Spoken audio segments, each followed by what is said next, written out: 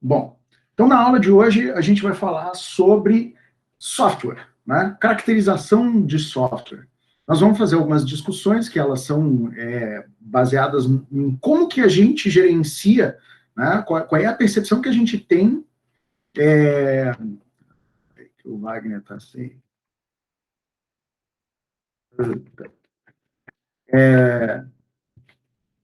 Como é que a gente tem que perceber a gestão, né, do software e do resto da infraestrutura que a gente já viu de hardware na aula passada. Tá? Então, vamos lá, vamos desenvolver esse negócio aqui. A gente está caracterizando, né, quais são os nossos recursos tecnológicos que são relacionados com a infraestrutura. E a gente viu lá na aula passada que, segundo o tal do Laudon, né, eu tenho 5 escopos, né, do gerenciamento de TI dentro da empresa, que é o gerenciamento de hardware, o gerenciamento de software, o gerenciamento de serviços, o gerenciamento de dados e o gerenciamento de redes. Não é só o equipamento de rede, é o gerenciamento da rede enquanto serviço.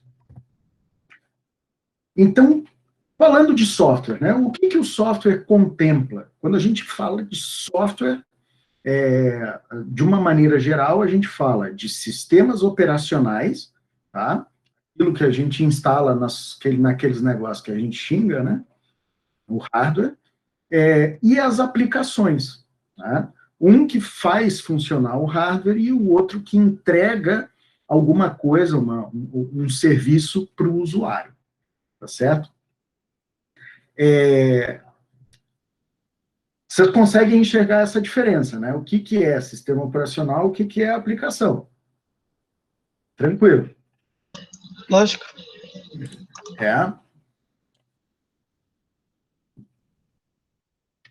Beleza. Pergunta. E aí? Android é sistema operacional ou aplicação? SO. E o Chrome OS? Aplicação. É complicado.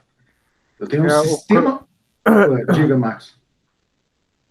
Não, tá, do Chrome OS é aquele do Chromebook, por exemplo? Exatamente. Eu acho que é complicado dizer, né?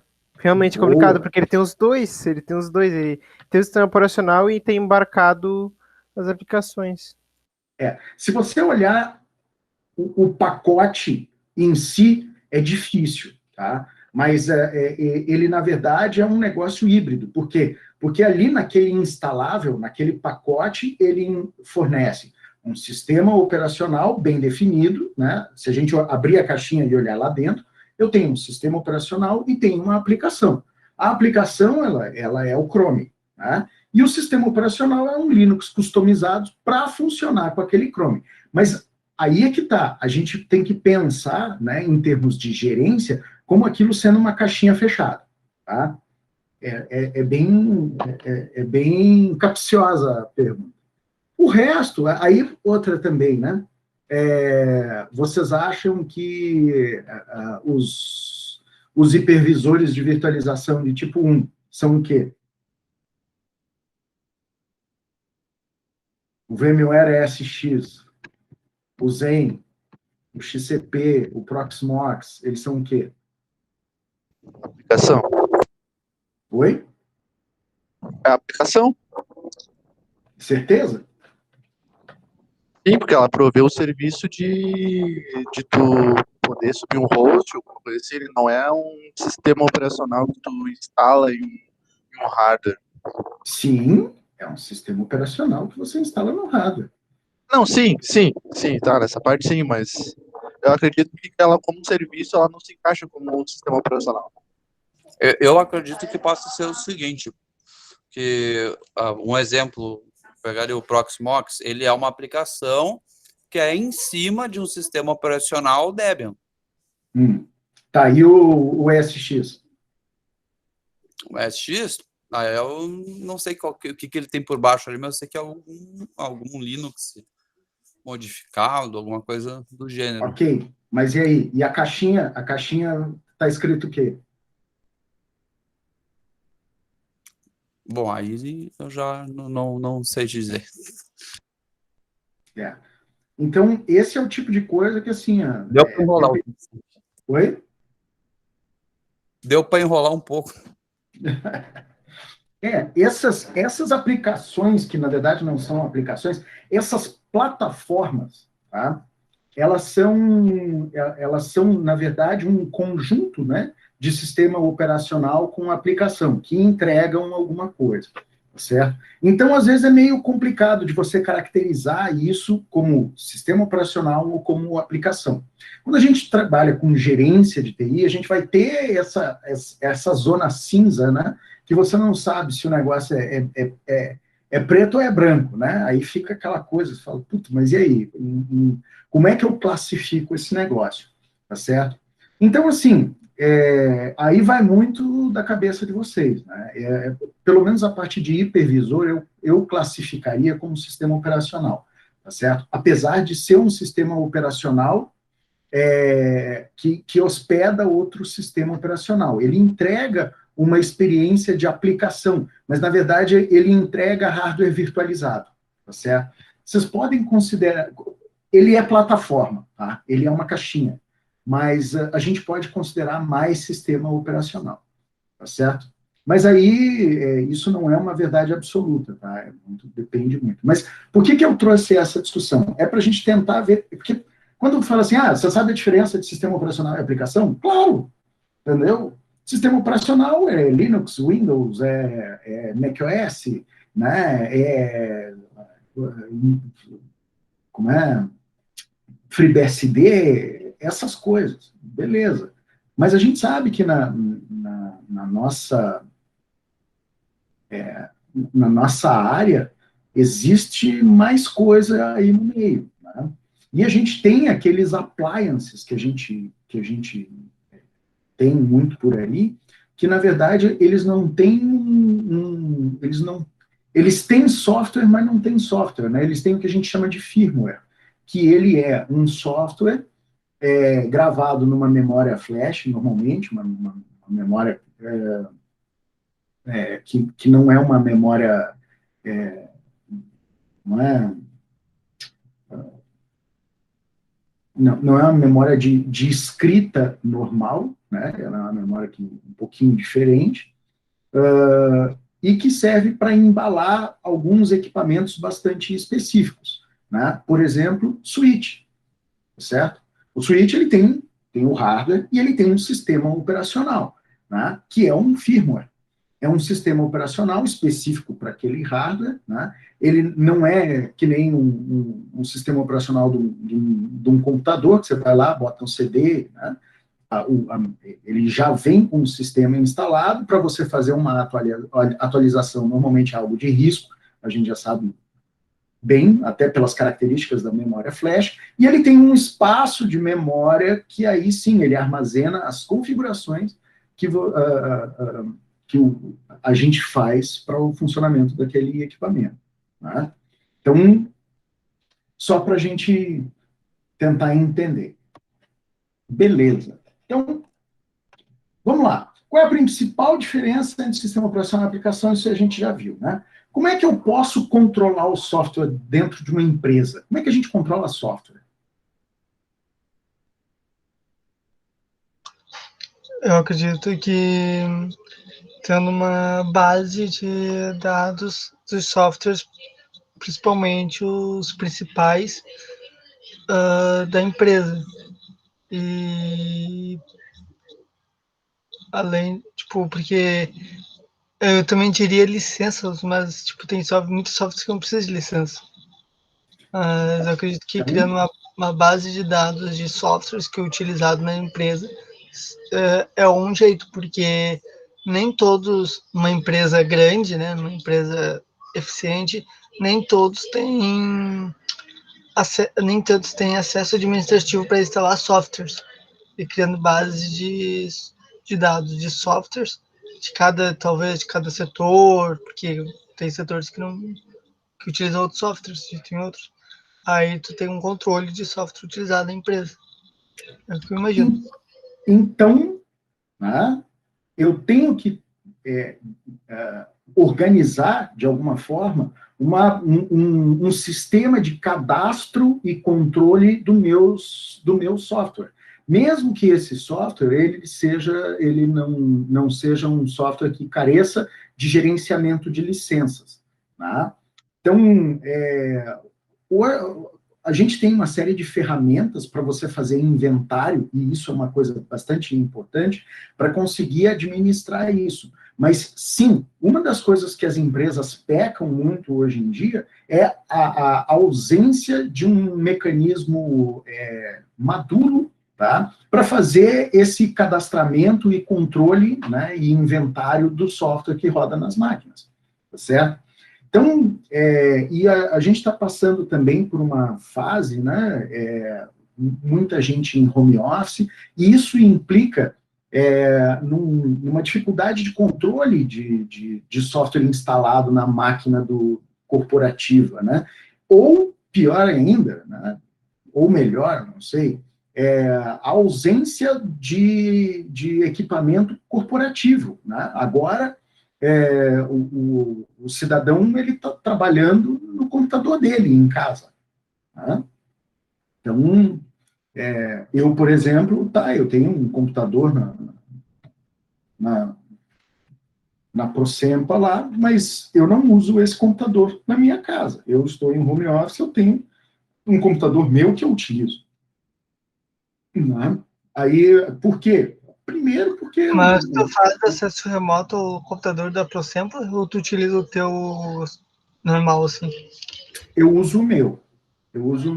Sem fazer assim, acesso remoto? A gente faz o VPN, né? Eu acesso, porque assim, depende muito do tipo de uso que você faz. Eu preciso de acesso a alguns sistemas que não... que complica se eu tiver que usar a minha máquina da Procemp, entendeu? Então, o que eu faço? Eu me conecto na VPN e eu tenho acesso a 2 VPNs diferentes. Tá? Uma VPN que é do serviço, né, que é da infraestrutura do serviço que eu sou responsável, e eu tenho uma VPN que é a VPN corporativa, onde a gente acessa a intranet e tal. Né? Mas, assim, tem outro detalhe, né? Eu sou analista de infraestrutura, então, como a gente faz plantão de redes, né?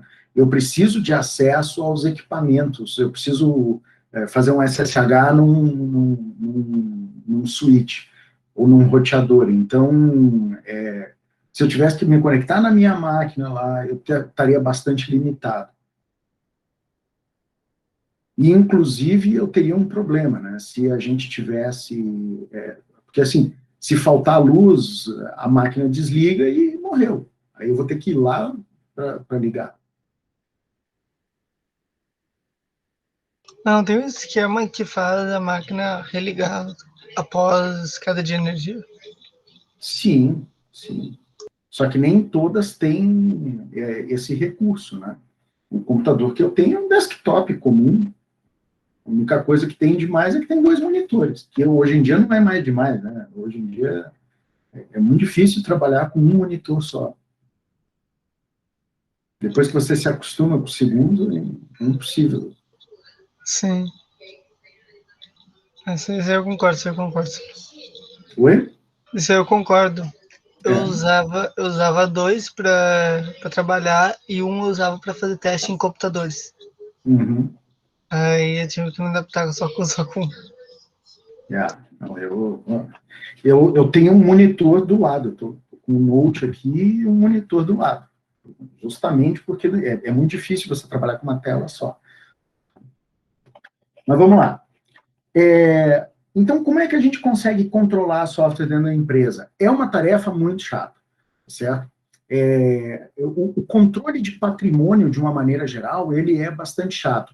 E quando a gente fala de software, a gente tem que levar em conta que cada software tem um tipo de licenciamento diferente, tá bem? Então, é muito fácil você controlar, você fazer inventário, aliás, controlar software num ambiente que todo mundo usa software livre. Por quê? Instala o que for, entendeu? Filho, ó, você tem que ter isso aqui, ó, escolhe o Linux que você quer e as aplicações que você precisa são essas. Então, o camarada não precisa se preocupar. Agora, num ambiente corporativo onde se utiliza um sistema operacional como o Windows, né, a gente tem que atentar muito para o licenciamento, porque cada estação de trabalho ela precisa de um sistema operacional com a licença correta, né, e se é um ambiente corporativo que eu preciso das máquinas vinculadas a um servidor de domínio, eu preciso de um sistema operacional que ele é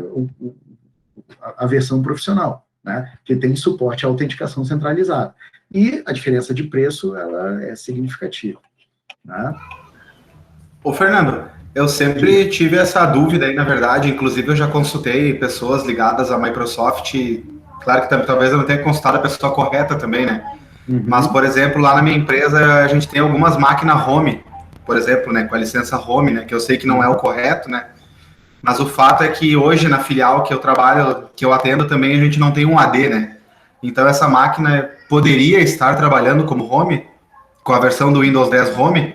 Sim, porque na verdade, assim, você tem, a diferença do Windows Home Edition para o Professional é só a capacidade de se autenticar no AD, tá? É a única coisa que diferencia os dois. A partir do momento que você tem uma máquina...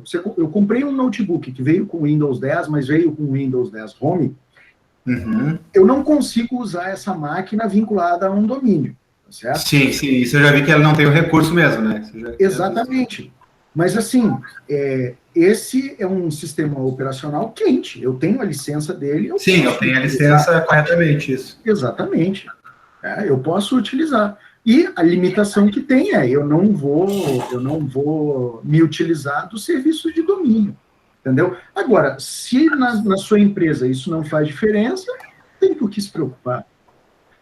Sim. Não, valeu, era uma dúvida mesmo que eu tinha realmente dessa questão da licença aí, né? Mas eu já tinha perguntado para uma pessoa que não soube me explicar também, né? Mas é bem prudente mesmo. A diferença é essa. E é porque, assim, o Windows 10, eles simplificaram bastante. Tá? Que você tem o Home Single Language, né? O Pro Single Language, e tem algumas pequenas diferenças regionais ali, né? Tem umas versões que é para licenciamento de volume e tal, tá? Mas a diferença entre o normal e o Single Language é que o normal você pode mudar o idioma e o Single Language não, ele é um pouco mais capado, né? Principalmente para, eu não sei se para programas assim, OEM, né, que aí vem instalado na máquina, normalmente máquinas de baixo custo. Só que eu acho que a Microsoft até está deixando meio de lado. Eles estão bem assim, ou é o Home ou é o Pro, sem muita... Cara, ano passado a gente sofreu uma auditoria da Microsoft, é bem puxado, assim, eles rodam a ferramenta lá e já traz tudo já, né? Aí tu tem que cagar as notas fiscal ali, né? Eles só querem as notas ali, né? Eles querem as notas de todas as máquinas que eles conseguiram enxergar na rede, né? Depende muito de como você constrói essa relação com a Microsoft, né? Porque, às vezes, quando você quando você tem um volume um pouco maior, né, de equipamentos, você tenta fazer aquele contrato de licenciamento por volume, entendeu? Então, assim, eles não dão muita bola se tiver uma a mais, uma a menos, entendeu? Quando é licença de volume, assim. A gente, na prefeitura, tinha, lá na Procemp a gente usava, só que aí, com a mudança da administração lá, os caras, sem comentários, né? E aí, agora todas as máquinas estão sendo compradas com licença. O problema é que, a vantagem é que quando você compra a licença de volume, todo o software que você precisar, ele é muito, muito mais barato. Eu preciso de uma licença de project, sei lá, seria R$1.000, ela vai sair por 300, entendeu? Só que aí, a única coisa que eu pago um valor por ano, ou por mês, e a única coisa que no final do ciclo ele vai me mandar lá, ó, eu dou tantas licenças disso, tantas licenças daquilo, e tá tudo certo. Sim. Né? Principalmente para grandes corporações, eu vejo muita vantagem. É que assim, né, eu trabalho na Bianchini, né, tem matriz e filiais, né, por exemplo, na matriz ali a gente tem AD, né, porque eu tenho 140 estações de trabalho, né, mas nas filiais tem filial que tem 6 estações de trabalho, daí a gente não tem um AD lá na filial, né, porque não tem demanda para isso, né, mas surgiu a dúvida do Windows Home, né, por isso que eu te perguntei, né. Mas pode usar tranquilo. Comprou o computador e veio com Windows Home, pode usar. Valeu pela... Eles até podem... Alguém pode chegar e falar assim, não, mas você está usando um Windows que ele é uma versão doméstica num ambiente corporativo. Aí você vai dizer o seguinte... Essa dúvida que eu tinha realmente, né? Isso. Aí você fala assim, a licença, ela é quente ou não é? Ela é, ponto. Entendeu? O cara vai dizer... Tá ali, né? O equipamento foi comprado, veio com um sistema operacional e está licenciado. Ponto. Eu posso usar. Eu só vou ter menos recursos, ok. Mas o problema é meu, né? Tanto é que, assim, a Microsoft ela não entra muito nessa discussão, entendeu? Se tiver a licença, até antigamente, eu tenho um camarada que ele é consultor da Microsoft, para Microsoft, né, para plataformas Microsoft, e ele, uma vez, a gente estava preocupado, uma empresa aqui de engenharia, né, que eu prestava serviço e ele também fazia uma consultoria, e aí a gente estava fazendo um levantamento para ver o que precisava de licença. Ele falou assim, tem um notebook antigo aqui que tinha licença, acho que do Windows XP, entendeu? Ou do Windows Vista. Tem licença? Não tem problema. Ah, mas não é do mesmo produto. Não tem problema. A licença ela é extensível. Claro, né? A gente sabe que isso dá uma discussão jurídica, mas a partir do momento que você tem uma licença de sistema operacional para o equipamento, entendeu? Eles não podem dizer que você está... que você está usando software pirata. Eles podem dizer que você não está conforme a licença, mas existe uma diferença muito grande, entendeu? Ele não pode te multar por você não estar conforme. Se você estiver usando software pirata, ele pode te multar. Agora, se você estiver fora de conformidade, ele não pode te multar, ele pode te notificar. Entenderam? Que tem um buraco jurídico aí. Tá? Se eu tiver uma licença de Windows XP, assim, eu prendo na testa e instalo o Windows 10. Tá? Se vocês perguntarem para os caras da Microsoft, eles vão jurar de pé junto que isso não existe, mas na hora do vamos ver é um pouquinho diferente. Aí que tá, Fernando, também, tu falando nisso aí agora, né, o meu gestor mandou atualizar as estações que tinham Windows 7, né, pro 10, né, tu atualiza pela própria ferramenta da Microsoft, né, e eu fiquei com essa dúvida na minha cabeça, como é que eu vou fazer isso? Daí ele, cara, pode tocar, tá comigo. Pode tocar. Claro, né, o gestor mandou, né, o cara faz, né, mas e realmente tu falando agora, né, mas isso, cara, eu já fiz uma chamada com a Microsoft uma vez, porque eu fui ativar um Windows 7 e tive que fazer pelo telefone lá, né, aquela paradinha do suporte lá. E nisso eu tirei a dúvida com o cara do suporte, né? Vem cá, meu amigo, me tira uma dúvida aí sobre licenciamento, né? Daí toquei esse ponto de atualizar. Ele, não, se você faz isso, tu tá fora da licença e tal. Mas que nem eu te comentei, né? Meu gestor falou, cara, pode atualizar que não tem problema nenhum, tá comigo. A Microsoft, quando lançou o Windows 10, até porque o Windows, a existência do Windows 7, 8 e 8.1 para a Microsoft era dor de cabeça. Então, o Windows 10, ele é um sistema operacional que, em termos de consumo de recurso basal, ele é menor do que o 8, do que o 8.1, e, dependendo do equipamento, do que o 7, tá certo? Então, eles procuraram, eles abriram mão de todo esse processo de licenciamento. Quem já tinha licença do 7, do 8 e 8.1, podia fazer upgrade para o 10 sem problema nenhum. Inclusive, se a sua máquina ela for o EFI, a BIOS for EFI, e ela tiver a licença gravada lá, aquela que você não precisa fazer ativação, é só instalar que ele já identifica, você pode instalar o 10 sem problema. Tá? Aí, eu me lembro que a Microsoft,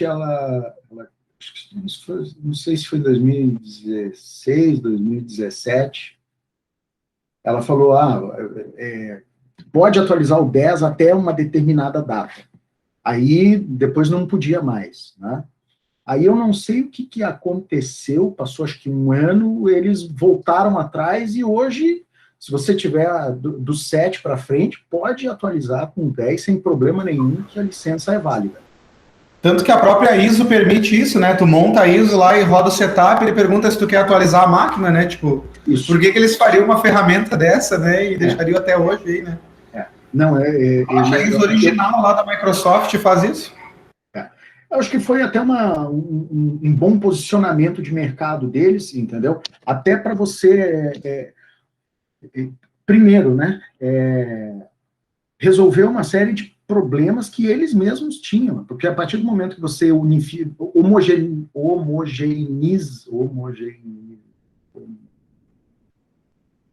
E palavrinha difícil, né? Vamos ver se o Google ajuda nós aqui, peraí. É homogêneo, homogeneizar. Putz, agora não sei. Homogeneiza. Junto comigo. A partir do momento que você homogeneiza tudo, toda a plataforma, né? Então, fica todo mundo, ou pelo menos quase todo mundo, com o mesmo sistema operacional. Então, é muito mais fácil você entregar a aplicação nova. Porque tinha muito problema, antigamente, assim,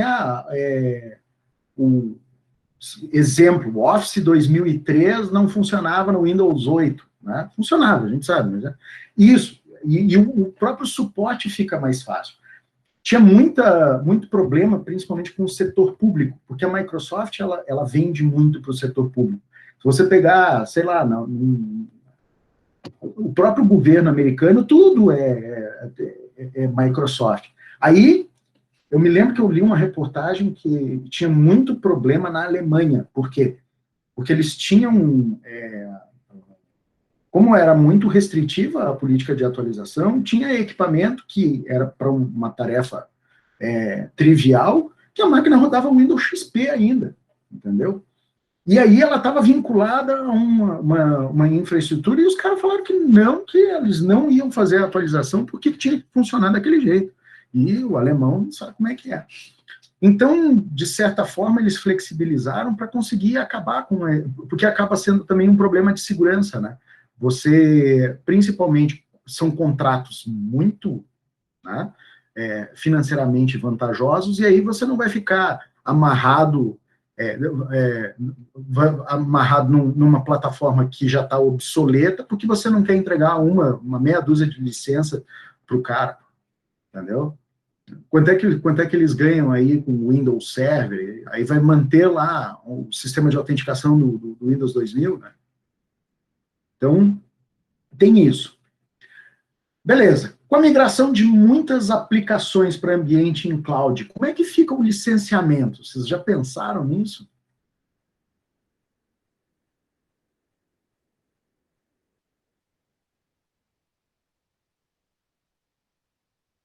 E aí, povo da infra?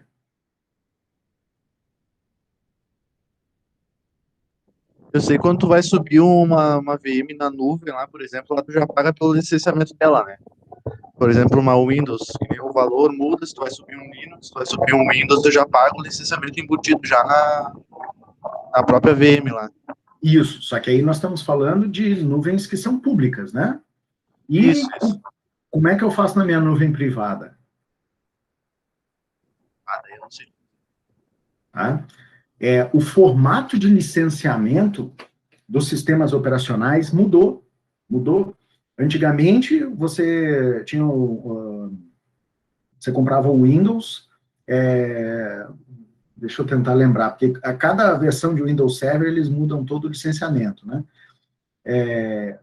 Mas antigamente tinha para até 2 processadores e 64 ou 32 GB de RAM e até 25 usuários, e aí era um, aí depois tinha as calls, para você aumentar a quantidade de usuários, aí já tinha uma versão mais encorpada, com mais de 2 processadores e mais de 32 GB, que aí o preço já de 3 mil ia para 15 mil.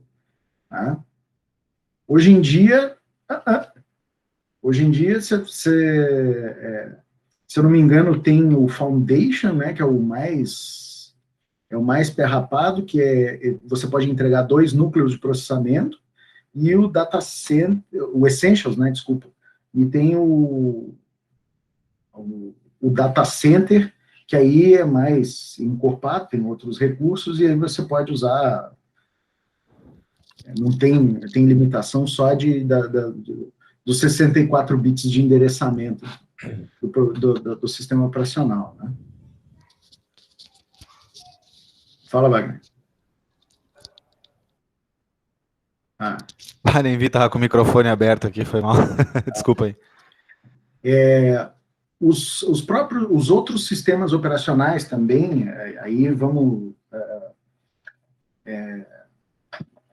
colocar aí o Linux, né, e os próprios virtualizadores, o VMware ESX, o próprio Zen Server, né, eles também têm um formato de licenciamento diferente. Por quê? Porque agora o que importa é a quantidade de núcleos de processamento, né, que você vai disponibilizar por equipamento.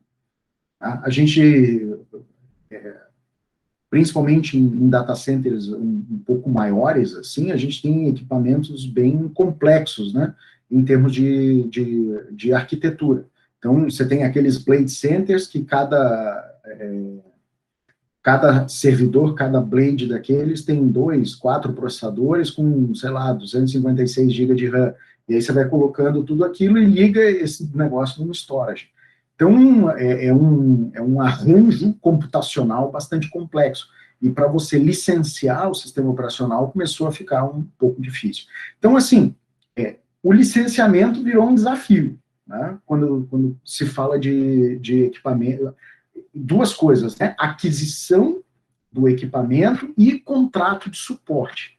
A gente tem essas duas coisas que vocês têm que pensar. Quando a gente estiver gerenciando software, eu tenho o valor de aquisição ou de contratação do serviço e eu tenho um contrato de suporte, né? Que às vezes pode estar embutido já no valor de mensalidade, que eu preciso gerenciar. Beleza? E aí a cereja do bolo como é que eu calculo o Total Cost of Ownership de um software? Como é que eu calculo o TCO, o custo total de propriedade de um software?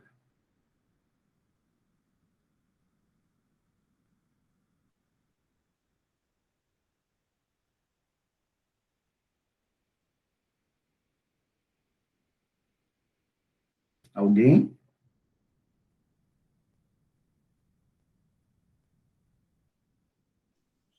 Pega o total, o ano, né, e divide por 12, vai ter o custo mensal.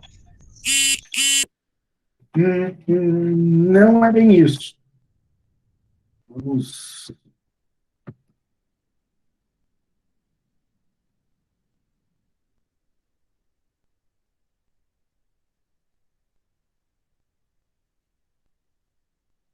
abrir aqui uma planilha.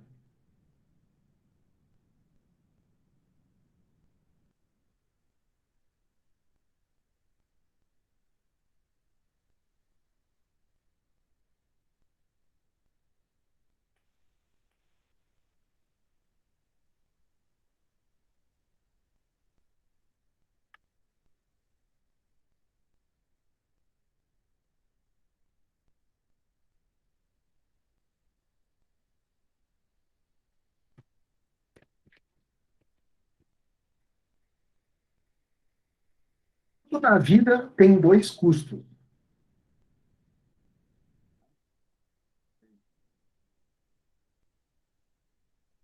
Tudo na vida tem dois custos. Um que a gente chama CAPEX e o outro que a gente chama de OPEX. O que quer dizer isso aqui?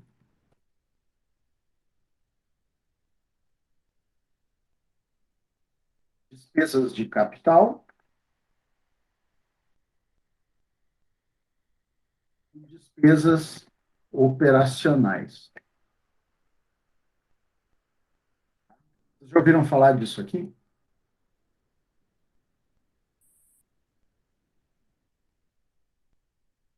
Sim, a gente, não sei se foi nessa cadeira ou foi em alguma outra cadeira da semana que foi comentado sobre isso. Falamos não sei se foi na de governança de TI. Foi na de governança que a gente falou. Como é tudo contigo, Fernando, tudo está meio misturado. E o pior de tudo é que as três disciplinas falam de coisas muito parecidas, né? Na verdade, elas se fundem em algum momento.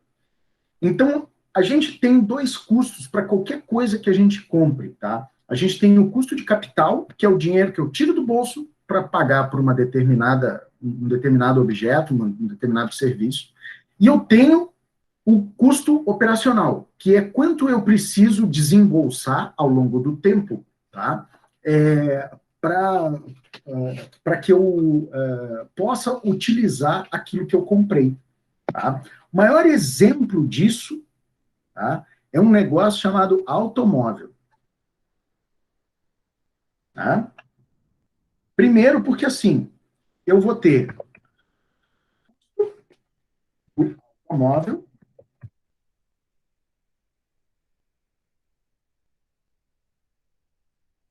eu tenho o licenciamento, eu tenho o abastecimento, eu tenho a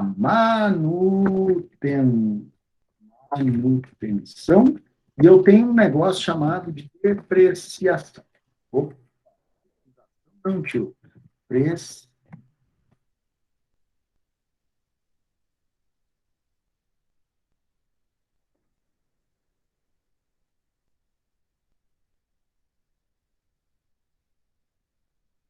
Vamos lá.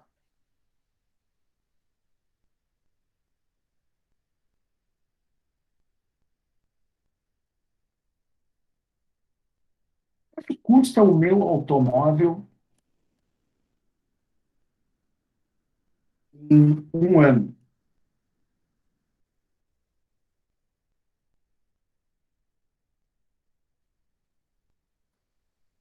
Quanto custa o meu automóvel em um ano? Quanto custa um automóvel? Quanto é que eu gasto no primeiro mês?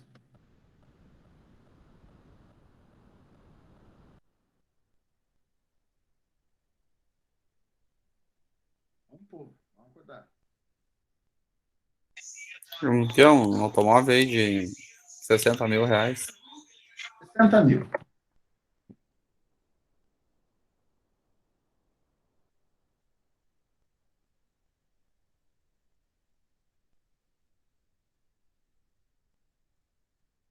Quanto custa o licenciamento desse carro de 60 mil? Um valor aí, 2 mil? O primeiro licenciamento?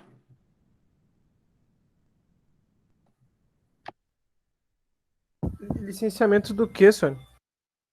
Do carro. Você compra o carro, você não tem que pagar o licenciamento, o emplacamento e o IPVA? Ah, tá, entendi. O café do pessoal. Hã? É o café do pessoal, né? O cara tem que pagar os documentos, coisa toda. Tá, eu confundi. Licenciamento. Beleza. No primeiro mês, quanto é que eu gasto de combustível? Depende de quanto quer rodar. Quantos Média quilômetros, aí. senhor? Quantos quilômetros o senhor vai andar? Faz vezes 5. Vamos lá, vamos. Vezes 6, tu quer dizer, né? Já tá 6 conto o litro. 6 conto, vezes 6. Me fala. Vamos botar assim, que a gente vai. Vamos rodar 800 quilômetros aí por mês. Tá? Vai dar 400 conto. Tá? É isso? É. Levando-se em conta que o carro faz 10 quilômetros por litro. Quanto é que eu gasto de manutenção no primeiro mês? Nada. Beleza. Quanto é que esse carro deprecia no primeiro mês? 20%. Saiu da concessionária e já perdeu 20%. Olha, depende muito do carro, mas Eu sei porque eu trabalho em concessionária. Trabalhava, no caso. Mas a média é de 12 a 15, né? Então, vamos colocar que vai ser igual a isto aqui vezes... Tá? Então, 12% de depreciação.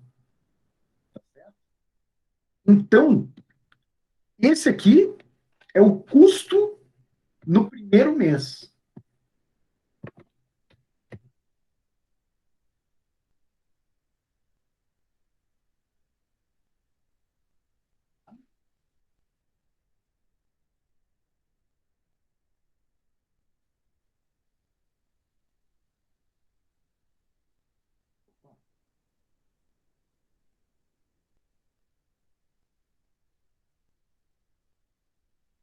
Então, o carro que eu comprei por 60 mil reais, ele me custa efetivamente, no primeiro mês, R$ 69.600.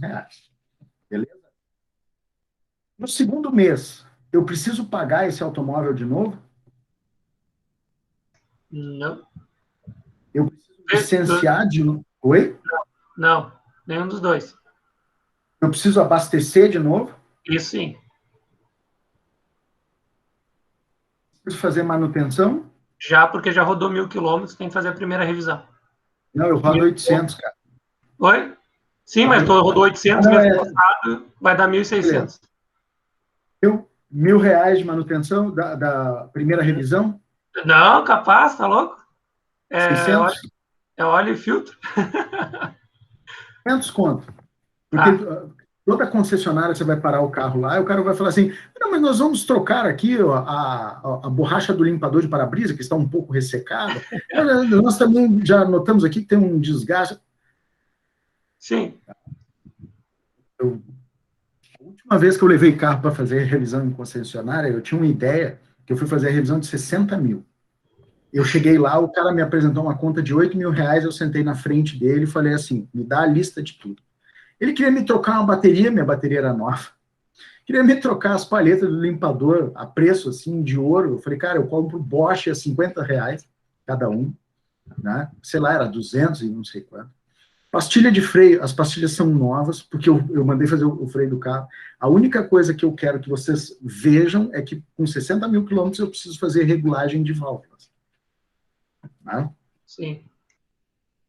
Então, o que eu queria era que fosse feita a regulagem de válvula, troca de óleo, mais umas coisinhas. Assim e a bomba da direção hidráulica que não estava muito certo. Né? No final das contas, a despesa de 8 mil reais, ela virou 1.900 reais. Tá? Que aí estava de acordo, quer dizer, ainda achei salgado, mas estava mais realista. Tá? Mas vamos lá. Agora a técnica é cara. Uma coisa que eu não acreditei, que os caras me cobraram um tubo de cola de junta. Uhum. Cola de junta, cara, para você trocar, eu acho que eu mandei trocar bomba d'água também, que ela estava roncando. O cara me cobrou um tubo de cola de junta de 50 reais, sendo que ele usou o equivalente a um pingo gordo no dedo para você só fazer o acabamento da junta. É um absurdo. Tu sabe que isso tem, né? Quando eles têm que usar material assim, que é de fora, né? Que não tem ali, eles cobram, só que o certo é tu pedir de volta o tubo. Os clientes pedem, olha, eu quero o que sobrou do material que foi usado. Sim, eu falei, você vai me cobrar 46 reais de um tubo de cola de junta? Eu quero tubo de cola de junta. Aí o cara ficou até me olhando, eu quero um tubo de cola de junta. Entendeu? Eu tinha carro velho na época, continuo tendo, né? Mas eu tinha um Dodge Polara que eu vivia mexendo aqui na época. Não, eu quero. Volta e meia tinha que trocar o Atenec. Filtro de ar também. Às vezes o filtro de ar nem tá sujo. dá para ficar com o antigo e botar depois na outra revisão. Não, essas coisas eu sempre procurei, primeiro porque o filtro de ar, se você comprar na distribuidora, custa mixaria. Eu tinha um Clio, daqueles com motor argentino, que o filtro de ar é desse tamanho. Então, antes de trocar o óleo, eu tinha que trocar o filtro de ar, porque, como ele era muito pequenininho, ele sujava muito rápido. Só que custava R$15. Eu ia na distribuidora ali na Farrapos, eu comprava 3. Quando eu sentia que o carro começava a beber demais, eu não tinha dúvida, eu parava no primeiro posto de gasolina, tirava, eram 2 parafusos 10, eu tirava os 2 e botava um filtro de ar novo, que eu já tinha no porta-mala. Entendeu? Já conhecia meu bichinho. Tá? Beleza. Vamos seguir aqui, ó. Depreciação. Eu não vou levar em conta que a depreciação ela ocorra mês a mês. A gente vai fazer esse cálculo ano a ano. Tá bem? Então, no acumulado, eu vou ter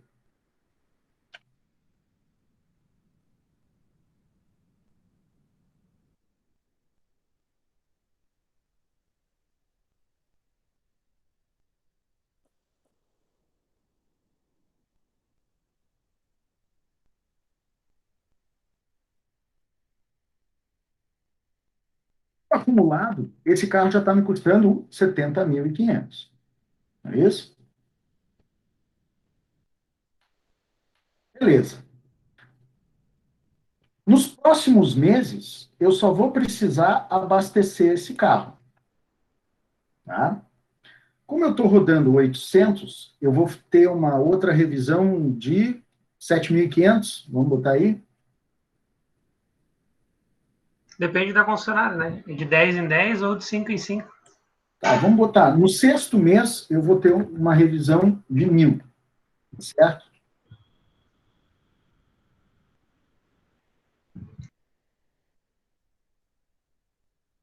No final de um ano, eu vou ter outra revisão.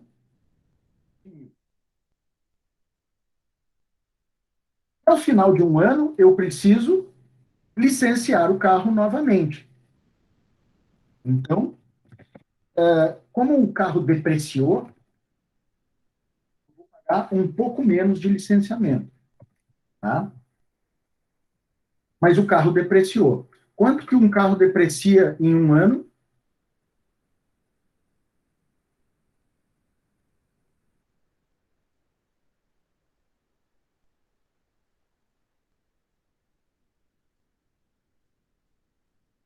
Quanto que o carro deprecia em um ano?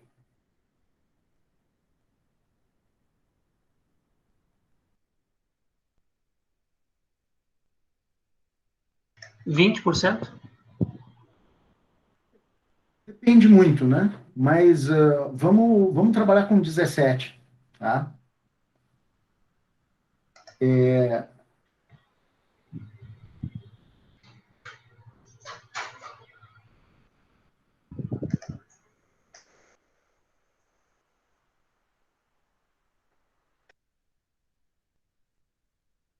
Então, o que aconteceu? Eu tenho o custo do carro,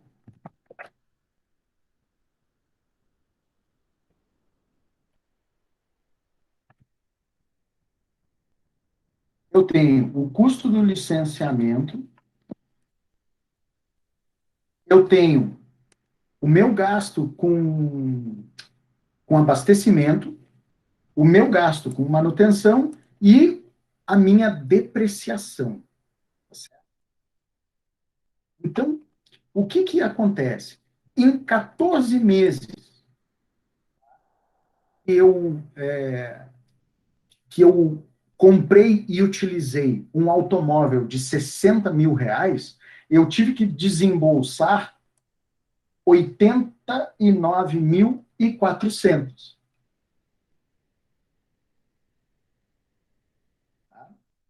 R$ 89.400. Então, o custo, o TCO, o Total Cost of Ownership, ele é calculado num espaço de tempo. Então, o meu custo total de um veículo, tá, em um ano e meio, não, em 14 meses, né, um ano um ano e 3 meses, ele é de R$ 89.400, tá certo? Então, esse é o valor que me custa, que pesa no bolso. E aí, é aquele negócio, mas meu carro eu paguei só 60 mil. Sim, só que se vocês não se deram conta, tem 50% do valor do carro a mais embutido no custo de operação, em um ano e um pouquinho. Tá?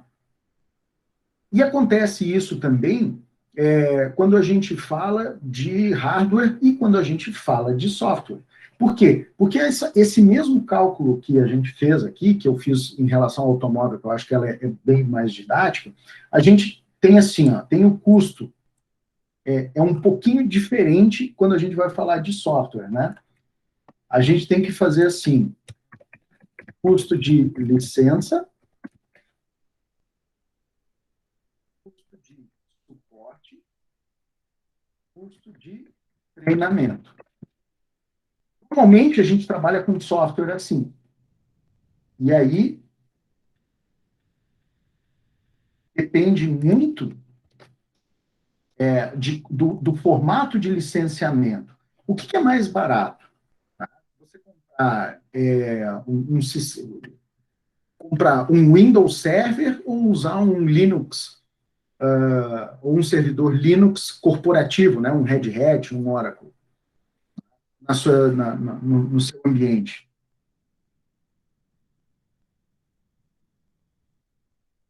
O que é mais barato?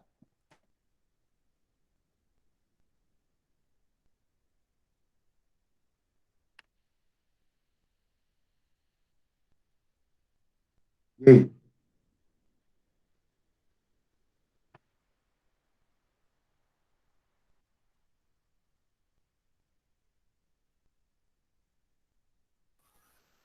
Eu acho que o Windows. Acho que usar o Windows é melhor. Eu acho que depende muito do ambiente. Entendeu? Assim, digamos que eu tenha que colocar um Windows lá, vou colocar uma empresa média, tá? Ela vai pagar, desembolsar R$ 8.000, tá certo? Se ela fizer um contrato de suporte premium aí, vamos dizer que ela pague R$ 350, mas o custo de treinamento, quanto é que é o custo de treinamento? Vou colocar aí para uma pessoa, não, para 2 pessoas para serem administradores. Vou dizer que isso aqui custe R$ 1.500 no período de um ano, tá?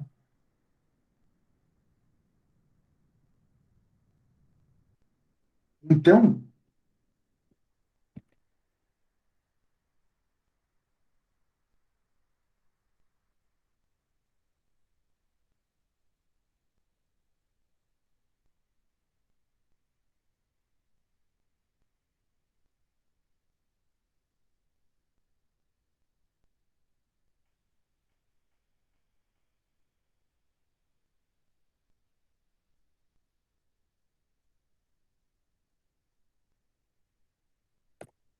no período de um ano, eu estou estimando que eu vou gastar, que vai me custar 13.700. Digamos que eu vá passar, então, para um servidor Linux, tá?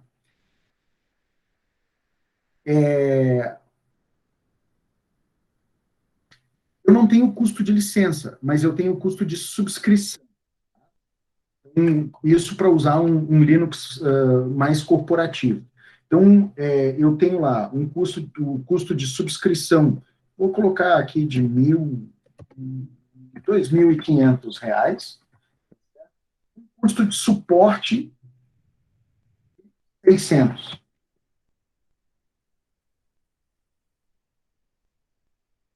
Quanto que é o treinamento? Tá? Nós estamos falando de um ambiente que ele é um pouco mais complexo de ser administrado, certo? Então, eu vou dizer que o custo do treinamento ele é um pouco mais alto. O que vai acontecer? Vamos ver se essa conta fecha.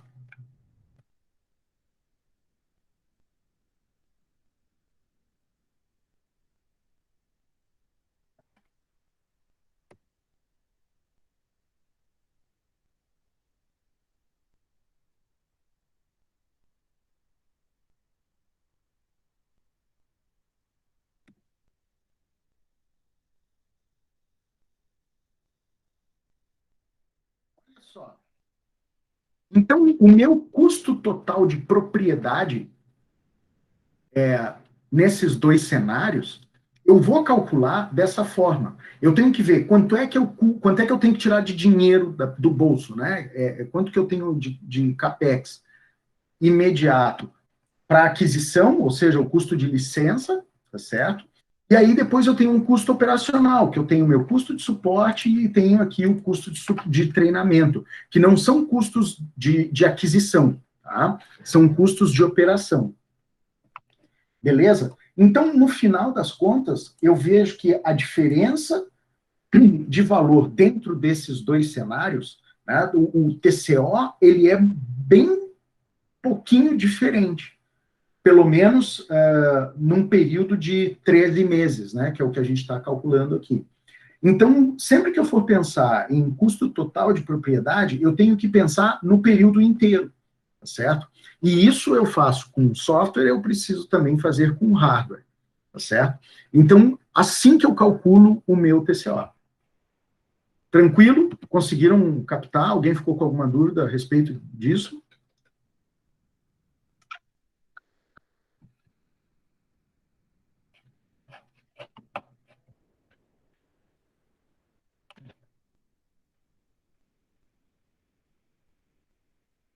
Dúvida?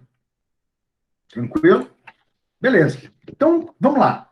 Quais são os tipos de software, então, que a gente tem? A gente, quando fala de sistema operacional, a gente vai falar de estações de trabalho, né? Eu tenho sistema operacional para servidores e eu tenho a minha infraestrutura de virtualização, que eu parto do princípio de que ela vai ser tratada como sistema operacional. E eu tenho as minhas aplicações. A gente tem aplicação para desktop, Office é a aplicação. O ERP que vocês usam, ou o CRM, ou qualquer outro aplicativo corporativo que vocês usem, ele vai ser uma aplicação de desktop. Tá? Eu tenho as minhas aplicações cliente-servidor, desculpa, volta. Eu tenho as minhas aplicações de desktop, elas são esses softwares que são estanques, né, um Office da vida, né?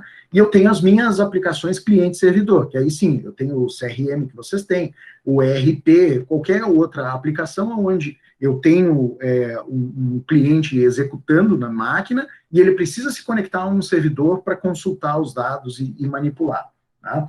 Eu tenho aplicações que são distribuídas, e aí pode ser um monte de coisa, né? Principalmente quando a gente fala de sistema, né? A gente já não é só mais aquela coisa do cliente-servidor, né? Eu tenho uma interface que eu entrego o serviço, né? A visão do sistema para o meu usuário, e eu tenho uma estrutura extremamente complexa no meu back-end, né? Eu tenho um servidor de banco de dados, eu tenho um servidor de front-end, servidor de back-end, e mais um monte de middleware no meio do caminho, tá? E eu tenho o SaaS, né, que é o Software as a Service, que aí a gente está pensando numa estrutura em nuvem que eu vou só entregar um ponto de acesso à aplicação para o meu usuário e eu não tenho que me preocupar com o que tem por trás, tá? Então, esse é o tipo de software que vocês vão ver aí. Alguém usa o Salesforce aí?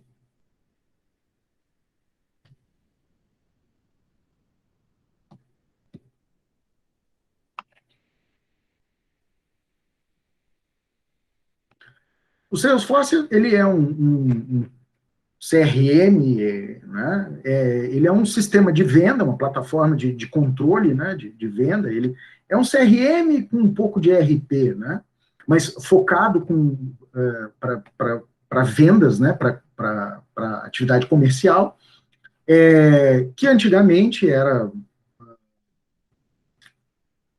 um software de referência, mas ele era cliente-servidor, né? Ou ele era distribuído, ele era hospedado, instalado dentro das empresas, e aí cada um tinha o seu ambiente, e hoje, Salesforce, você entra lá no site e fala assim, olha, eu quero eu quero usar a plataforma de vocês. Eu cadastro todos os meus usuários lá e contratei aquilo como serviço.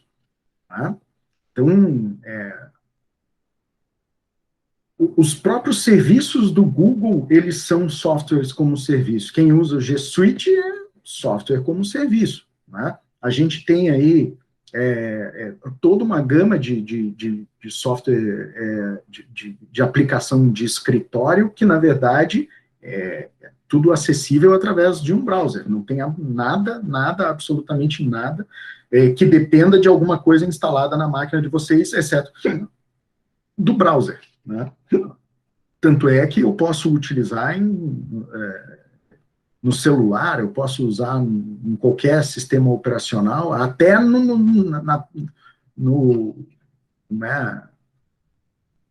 sistema de navegação do carro lá, que os mais novos são com Android, né? Vocês botam um chip lá de 4G e tudo funciona. Beleza? Então, essas são as características. Mas e aí, o sistema operacional, como é que eu vou controlar o sistema operacional? E aí, era o porquê da nossa discussão lá de trás, né? Eu vou comprar, vou optar por licenciar o meu sistema operacional por estação, né, por tipo de licença, por plataforma. Como é que eu vou fazer isso? E esse é um desafio que vocês vão ter que lidar, tá certo?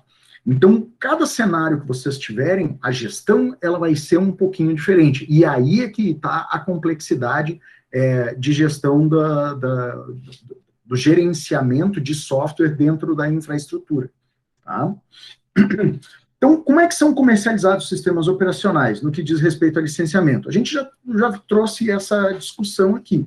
Né? Então, é bem complexo, principalmente porque a cada nova versão de Windows Server, por exemplo, eles mudam o sistema de licenciamento, se não todo, pelo menos alguns detalhes. Né? Então, fica muito difícil de a gente criar uma receita de bolo para isso. Eu tenho que ver o que eu preciso, né? Eu preciso fazer um levantamento e tentar gerenciar isso da melhor maneira possível, sempre pensando que, enquanto gerente, enquanto gestor de TI, eu tenho que pensar sempre em expansão, tá certo? Eu não posso trabalhar enforcado. Eu tenho que sempre ter uma gordura, por quê? Porque a gente não sabe como é que vai ser o dia de amanhã. Eu não posso trabalhar com 80% de carga em cima da minha infraestrutura, tá?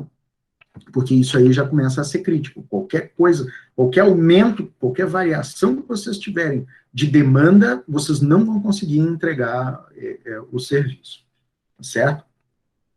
Uma pergunta que eu faço para vocês. Software livre, vocês acham que eu tenho que controlar?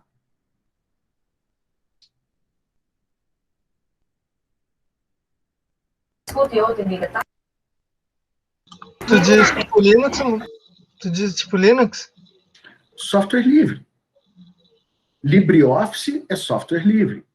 Seja para Windows. Eu nunca fiz esse controle, por exemplo, Fernando. Eu nunca fiz esse controle. Tenho servidor Samba na empresa, LibreOffice, a gente trabalha a rodo. Sinceramente, nunca fiz, não sei te responder, né? Você acha que deveria ser controlado? Pensando na ideia de software livre, eu acho que não, mas posso estar errado. Eu vou colocar uma pimentinha aí na tua afirmação. Muito menos pela parte de licenciamento e mais pela homogeneidade, agora saiu, de plataforma. Por quê?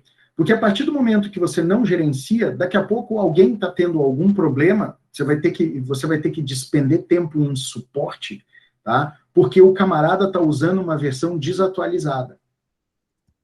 Tá certo?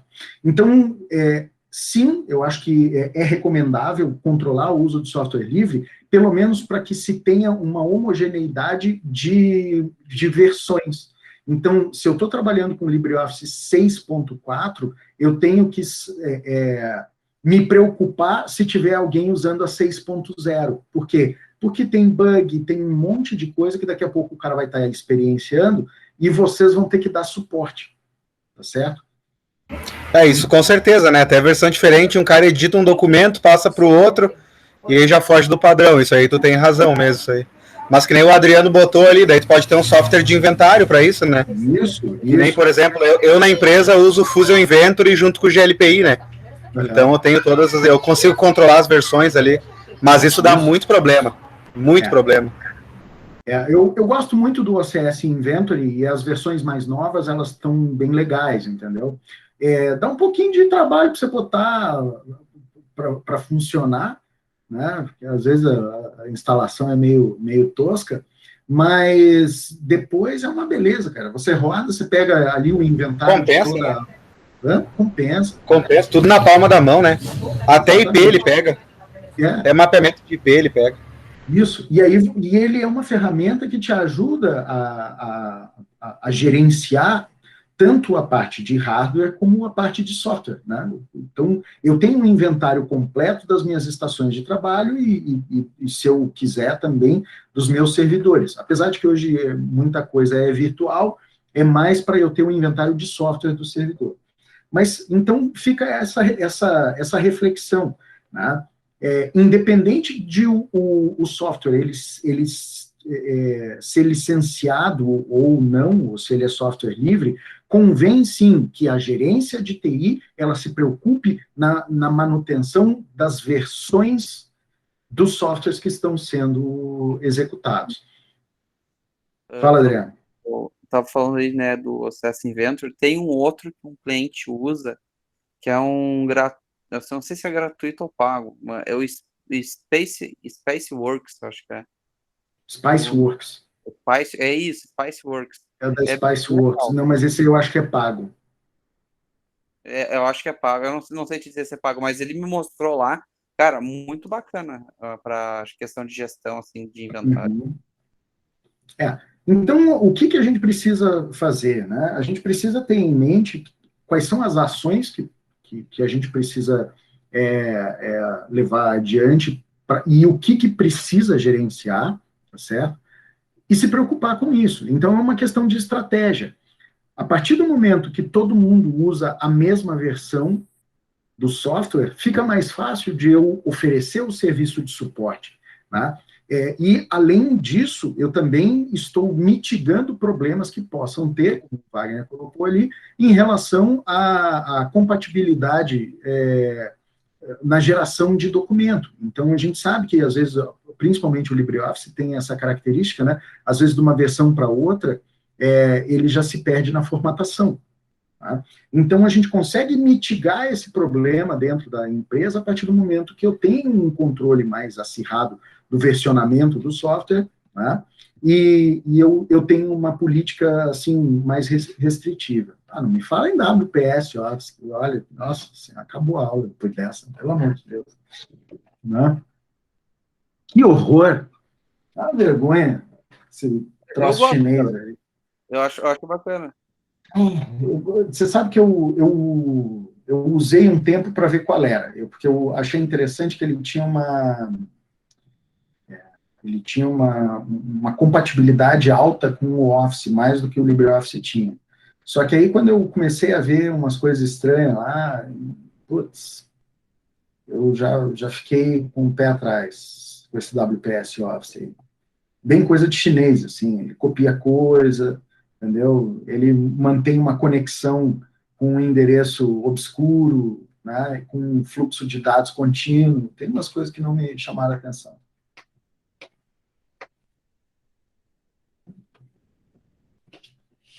Então, fiquei com o pé atrás. O Fernando, falou de Office. Tem um que é legal, cara, que eu ando fazendo para servidores de cloud open source, né, tipo o Nextcloud. O pessoal está usando bastante, como é que é o nome? É o Colabora Online. Uhum. Cara, o negócio é uma ferramenta de ponta, cara. A gente instala umas nuvens com alguns clientes, né? E o pessoal colabora como se trabalha no Google Docs, né? Na apresentação do Google. É bem legal, cara. Bem semelhante assim a plataforma. Não sei se você já usou o OnlyOffice. Também. A gente usa tanto o Only quanto o Colabora. A gente tem usado bastante o Nextcloud com o OnlyOffice. Na verdade, o Nextcloud tem uma série de aplicações que você consegue adicionar nele e entregar essa plataforma, né, de software como serviço na sua nuvem privada. Essa vai ser uma tendência, né, porque aqueles documentos mais cabulosos, com macros de Excel, né, e uns negócios... Nas grandes empresas, isso está sumindo um pouco a partir do momento que eu tenho a utilização de softwares específicos para isso. Antigamente tinha muito disso, né? Os ERPs, eles se relacionavam, pode ver, o próprio SAP, você faz muita coisa em Excel e ele gera uma planilha com macro, com não sei o que, integra na base de dados, e essas coisas estão diminuindo bastante, né? Então, a gente tem um foco maior em software como serviço, então eu já não tenho mais a necessidade de uma planilha extremamente complexa, tá? Toda a informação ela é alimentada no sistema, e aí a suíte de aplicativos, ela vai ser... ela virou commodity, né? Ela virou só o basicão. Por isso que o próprio Google Docs não tem os mesmos recursos que o Office tem, mas hoje em dia a grande maioria das pessoas não precisa, certo? Então é aí que a Microsoft ela acaba perdendo um pouco de espaço. Eu tenho usado muito pouco o Office, eu tenho usado o LibreOffice direto e tenho usado bastante o Google Docs, né? Então, você acaba se adequando, tá certo? Em relação às aplicações, como é que eu controlo? Eu tenho licenciamento por estação, eu tenho licenciamento por usuário, eu tenho licenciamento por módulo, como é o caso de muitos ERPs, né? Eu tenho licenciamento por acesso. Então, o gerenciamento dessas aplicações, eu preciso levar em conta que ela tem características diferentes do sistema operacional, e eu preciso gerenciar os dois, tá certo? Então, alguns ERPs mais ortodoxos, vamos dizer assim, mais comuns, não é mais comum, né? Mas ainda de plataforma clássica, eles têm o licenciamento por módulo e por acesso. Então, você escolhe quais os módulos que você vai comprar e ainda você vai pagar um valor X pela quantidade de usuários que você vai entregar o acesso àquele sistema, tá certo? E aí fica a pergunta, qual é a maior dificuldade no controle de aplicação?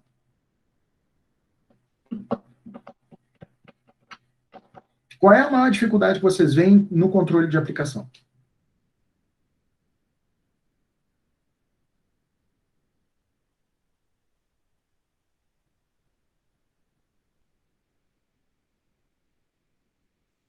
Pode ser um pouquinho mais claro, tipo assim, dificuldade, um exemplo. O que é difícil de controlar? Eu acho que tem duas coisas, né? Marcos, você falou do licenciamento. Sim, o licenciamento ele já é complexo em alguns cenários, tá certo? Mas tem uma desgraça. Poxa, por exemplo, alguém já trabalhou com AutoCAD aí para licenciar esse cara? É complicado, cara. Valores e sem falar tipos de licença, cara. Os tipos de licença são absurdos. Trabalho com AutoCAD, cuido de licença de AutoCAD e de SketchUp. É um carro zero, uma licença de 1 ano. E aí, sem falar que, claro, assim, né? É uma baita ferramenta, né? Tu olha o que os caras fazem na ferramenta ali e ela se paga, né? Porém, que nem tu falou, é difícil tu controlar, tu precisa muitas vezes falar com o suporte para saber que tipo de licença que vai adequar ao teu ambiente, tu vai estar correto também, né? Uma coisa que às vezes eu vejo muito nas empresas, principalmente você colocou do AutoCAD, ele é uma ferramenta muito cara sem uma opção intermediária. Tem muita empresa que não usa todos os recursos do AutoCAD, o cara precisa do básico. E ele não tem uma versão básica, ele não tem uma versão... estandarte da vida. O cara, ou ele tem a versão que custa 24.500 por ano, né? Ou então ele não tem. Não tem uma versão que ele paga, sei lá, R$600 por mês, R$800 por mês para usar, entendeu? O que eu acho complicado, porque a gente, primeiro que os valores desses softwares, eles são balizados em dólar, né? Então, quando você converte isso para real, vira um desespero, tá? Porque uma coisa é você pagar $2.000 por ano em alguma coisa, a outra é você pagar, vamos lá, $3.000 por ano, a outra é você pagar R$15.000, né? Sem falar esses licenciamentos aí, que nem eu trabalho com o CAD lá, né? É uma licença cara, né? Por exemplo, né? E o difícil é tu controlar o usuário, né? Porque, tipo, por exemplo, tem 10 engenheiros lá na empresa, suponhamos, né? Tipo, eu não vou comprar 10 licenças, né? Tipo, porque, tipo assim, ó, por exemplo, a gente tem num servidor, o Windows Server, o AutoCAD lá, 2 licenças em 2 servidores, e os caras fazem acesso TS, tá bom? Só que, por exemplo, é um acesso por vez, né? Óbvio, para consumir uma licença. E os caras não se controlavam isso, tipo, eles não tinham uma planilha com horário, nada, então dava gargalo. Só que, poxa, a gente fez uma reunião e falou, poxa, você tem que se controlar. É igual eu ter 2 alicates lá na ferramentaria lá. Vai estar sendo usado os 2 ao mesmo tempo? Tipo, não. Um eletricista vai usar o alicate, vai botar lá, o outro vai usar, você tem que... Eu vou ter 10 alicates lá para ter 8 parado? Não vou ter, né? É uma ferramenta de trabalho, né? Não, tipo, isso foi uma das coisas que eu tive que... Só que, tipo assim, eu acabava tendo que me indispor com o engenheiro, mas falar com a educação, óbvio, mas dizer que os caras tinham que ter uma planilha no Google Drive, pelo menos com o horário de uso da ferramenta, né? Porque, tipo assim, poxa, você é um engenheiro, né, cara? Você pode usar o Drive ali, a agenda do Google. Porque, tipo assim, Fernando, eu monitorava, os caras, tipo, a ferramenta ficava boiando 5, 6 horas por dia lá. Só que os caras, tipo assim, todo mundo 7h30 queria usar a ferramenta. Aí, tipo, poxa, não tinha necessidade, entendeu? E a gente tem uma licença só de visualização também, né? Então, se o cara quer visualizar, ele não atrapalha quem tá editando, né? Mas agora tem o DWG Viewer que é gratuito. Sim, isso a gente já adotou também lá, mas antes não tinha, né? Tem até o NanoCAD. Tem o NanoCAD também, que tu visualiza o projeto perfeitamente ali, né? Mas tu pensa que o cara tem que pegar o usuário quase pela mão, assim, né? Cara, a gente tem 2 ferramentas, beleza, tem 10 caras. Só que, tipo, se tu conversar com o teu coleguinha ali, dá pra todo mundo usar, dá pra todo mundo brincar, entendeu? Tipo assim, vamos sabe? se organizar, né? Mas então, e era exatamente esse ponto. A maior dificuldade para controlar a aplicação é você controlar a desgraça do usuário, né? Principalmente em empresa que distribui notebook para todo mundo e não tem política de AD, daqui a pouco você vai ver que tem lá o HAL123 instalado. O Baidu. Então, é bem complicado. Vocês estão rindo, mas é um desespero, cara. Qual é o mecanismo? Qual é o antivírus que você usa? Baidu. Falou. Eita, louco. Mas, enfim, por isso que, assim, o desafio do gestor de TI é tentar, no meio dessa desgraça toda, não enlouquecer, né, e se organizar para conseguir gerenciar com um nível de decência. E agora, na pandemia, que a consumização virou normal, né, o cara lá trabalha com o seu notebook em casa, daí o cara da TI tem que dar suporte pro notebook pessoal do usuário, daí ele vem com essas desgraças aí, né? Com aquele dispositivo que é um tablet com teclado, ele chega lá com esse cara, eu não consigo rodar o AutoCAD aqui, aí tu tem que explicar pro cara ali, né? Olha, veja bem, né? Também de administrar, cara, então acaba tendo até que formatar a máquina pessoal às vezes, cara. Infelizmente vai acontecer isso, né? Aí você tem que explicar para ele que um Fiat Mobi, né, não consegue puxar uma carreta de 45 toneladas, é isso? E na elegância, né? Tem que ser na elegância a explicação, né? Esse é o pior, né? É bem complicado. Mas, então, o maior desafio de controlar a aplicação não é você manter uma base de cadastro, né, atualizada, não é você fazer inventário, não, é você conseguir lidar com o usuário, porque ele vai te colocar em cada saia justa, né? Mas, por outro lado, quando você traz o usuário para junto de você e você treina o usuário, você tem uma política um pouco mais repetitiva, tá? De doutrinação, se ganha muito, entendeu? Mesmo com gente um pouco mais difícil. Você pode optar lá, olha, pessoal, a ferramenta que nós vamos utilizar aqui para empacotamento é o 7-Zip, tá? Então, ó, essa é aqui. Vou criar uma intranet que eu vou disponibilizar todos os softwares, mesmo os gratuitos, nas versões que estão homologadas pela TI. Então, você cria um ponto único de consumo, tá? Então, fala para o pessoal, ao invés de vocês ficarem catando um e outro navegador, não sei o quê, vocês vão ali, ó, intranet, aplicações, e aí vocês baixem tudo que vocês precisam dali, entendeu? Então, essa é uma estratégia que dá bastante certo, tá?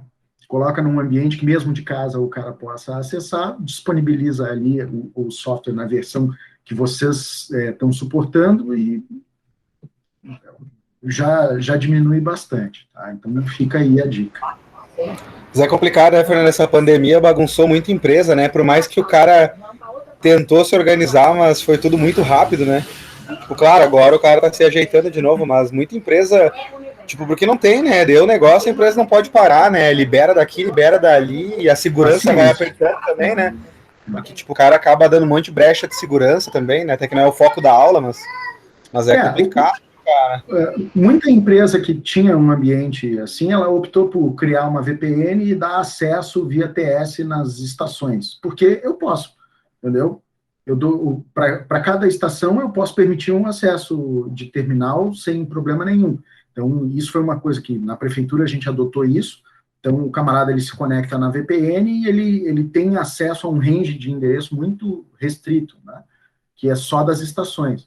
Então, ele se conecta via RDP lá na estação e aí sim ele tem acesso às aplicações, né, aos serviços internos. Né? Algumas outras empresas também optaram por essa mesma estratégia, e eu acho que ela dá certo. Mas a gente sabe que isso vai ficar mais legal ainda a partir do momento que eu não precisar mais ter um desktop, a partir do momento que eu tiver o VDI, eu tiver a minha infraestrutura de desktop virtual, que vai ser uma VM, né, que o pessoal da TI empacota com tudo, e a única coisa que eu preciso é me conectar nessa máquina para ter acesso aos recursos de trabalho. Tá? O problema é que, para entregar isso, é um pouquinho mais complexo, mas, com certeza, com a diminuição do custo da infraestrutura, ou, pelo menos, a infraestrutura está muito mais robusta pelo mesmo valor, a gente, em breve, vai ter um consumo bem maior disso, entendeu? Então, eu tenho meu notebook em casa, né? Não importa se ele é um positivo, se ele é um Dell, ou se ele é um MacBook, né? E a única coisa que eu preciso é ter um cliente de RDP que eu vou me conectar lá na minha máquina virtual, na minha estação virtual, e eu vou ter uma máquina, um hardware que vai atender de forma satisfatória as minhas necessidades de trabalho. Tá? Então, essa é uma tendência que a gente tem que levar em conta. Essa semana eu escutei um depoimento de um cara num podcast de TI aí, justamente disso aí que tu falou, é muito legal, que o cara conseguiu fazer justamente esse investimento aí que tu falou aí, né? E do nada o diretor da empresa chegou nele, foi na época da pandemia, né? E falou o seguinte: todo mundo vai ter que ir para casa, o que a gente precisa adequar dele? Não precisa fazer nada, só o pessoal ir para casa e acessar o RP, vou passar o caminho, vai estar tudo funcionando. Diz que o cara regalou o olho, né, dele. Pode mandar o pessoal para casa que tá tudo pronto. Eu escutei isso aí num podcast, Pod Café da TI, tá no Spotify ali. Excelente. Home Office, o nome do... Cara, muito bom, assim, de escutar, assim. O cara falando que ele se sentiu, assim... Tipo, o cara falou, o que eu preciso para mandar o pessoal embora? Não precisa nada, só mandar da minha parte, eles vão acessar. Vai funcionar, pessoal, com a máquina que ele tiver em casa, até do celular. Pessoal, vou mandar um PDF para vocês aí, só com o passo a passo para conectar, né?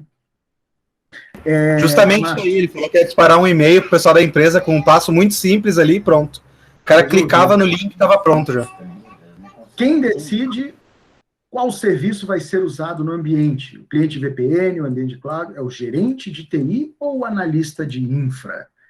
Valendo! Quem decide? Quem decide? Faz a pergunta de novo, senhor. Ali que o Marcos colocou no chat. O que vocês acham? Quem é que decide? Bah, eu acho que ele vai ouvir muito o analista de infra, né? Porque é o cara que tem o conhecimento da infraestrutura da rede ali, né? Inclusive sabe se é viável ou não, né? Eu acho que muitas vezes o gerente de TI ele tá nessa posição, mas não tem esse domínio, esse conhecimento todo aí, né? Sim. Mas Ele quem tá decide? Quem decide? Ah, não, quem assina é o gerente, eu acho, né? But, né, mais com o aval do analista, né? E há controvérsias. Há controvérsias. Tá? Quem decide é quem paga.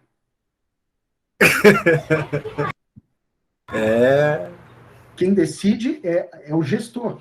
Vamos lá. Quando a gente fala de uma decisão técnica, ela precisa passar por uma análise primeiro, né, de viabilidade dentro da infraestrutura, né?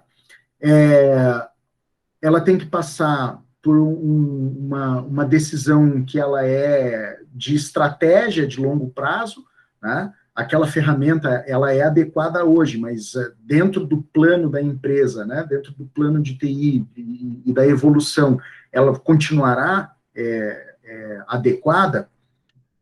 Terceiro, financeiramente, ela é viável, ela está dentro daquilo que a empresa se dispõe a pagar, né? Então, eu entendo essa decisão, ela é uma decisão que ela passa por um processo de maturação, tá certo? Os analistas, eles vão trazer as soluções, mas quem decide, malandro, é quem está... manda quem pode, obedece quem tem juízo. Né? Então, eu entendo que... E aí, eu trabalho numa empresa que às vezes a gente passa por isso. Na verdade, nós temos um problema que piora muito, porque às vezes a gente chega no consenso do que a gente quer, tá certo? Só que aí eu tenho que fazer uma licitação, e todo o processo, ele vai levar para a aquisição do mais barato, né? Mesmo que você consegue, licitação complica. E aí você não tem normalmente o que você quer. Eu sei bem, eu também fui. Eu fui oficial temporário. Fui OTT de informática. Na hora de comprar é multilaser para baixo, daí. Eu até conseguia comprar bastante coisa, né? Eu tenho 20 anos de serviço público, né, bicho? 7 anos dentro do Exército. Então, o que acontece? É muito de como você faz a especificação, né, do material que você vai comprar. Tá? Hoje, por causa dessa bagagem, eu acabo, quem sabe das coisas trabalha mais, né? A gente acaba fazendo especificação técnica para aquisição de material. Dependendo de como você descreve o item, você consegue escrever alguma coisa que tira o material que é de segunda, né, da jogada, e você consegue comprar uma coisa boa. Claro, aí você só limita a quantidade de fornecedores, tá certo? Então, eu dei um apoio para o pessoal da polícia aí, para aquisição de notebook, tá? Então, entrou a Positivo rasgando, e aí eles chuparam uma bala, tá? Na hora de fazer a adjudicação, eles mandaram a documentação toda errada, e ainda o equipamento que eles apresentaram não estava dentro de 2 subitens que faziam parte da descrição, tá? E aí, briga daqui, briga dali, o cara quer impugnar, né, e não tem como, porque tá na frieza da lei está escrito, ele só estava tentando ganhar tempo. No final, quem ganhou? Lenovo, beleza, era o que a gente imaginava, né? Pelo menos Dell, Lenovo ou HP, que era a ideia pelo menos de equipamentos que tem um padrão de qualidade um pouco melhor. Apesar de que, vou tropeçar na língua, né? desde que a Positivo comprou o direito de uso da marca Vaio, os equipamentos da linha Vaio, fabricados pela Positivo, são de tirar o chapéu. Não sei se vocês já tiveram a oportunidade de mexer. Tá? Então, só fazendo um jabá aí.